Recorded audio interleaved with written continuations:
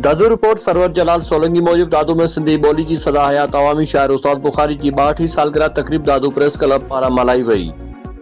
सालगिरह तकरीब में साफ़िन, अदीब, शाइरनि, लेखकनि, दानिशरनि, सिविल सोसाइटी जे नुमाइंदनि, उस्तादनि बुखारी जे ख़ानदान जे फ़र्दनि शिरकत कई। सालगिरह तकरीब जो केक उस्ताद बुखारी जे पुट डॉक्टर अल्ताफ शाह बुखारी, दादू प्रेस क्लब जे सदर साबिर हुसैन बुंड, सीनियर साफ़ी गुरन बुंड, अदीब शाइर वरियाम सिंधी, मलक वहीद, ताबश बुखारी ऐं ॿियनि कटियो। उन मौक़े ते अॻवान उस्ताद बुखारी खे लफ़्ज़नि जी भेटा पेश कंदे चयो त उस्ताद बुखारी जिस्मानी तौर असां खां धार ज़रूर थियो आहे, पर उस्ताद बुखारी जी शाइरी अॼु बि जर जंग में ॻाई वॼाए वञे थी। उस्ताद बुखारी पंहिंजी शाइरी ज़रिए असां वटि ऐं सिंधी वासियुनि जी दिलनि में ज़िंदा आहे। पाकिस्तान तोड़े ॿाहिरी मुल्कनि में जिते भी सिंधी रहनि था उते उस्ताद बुखारी जी शाइरी खे पसंदि कनि था।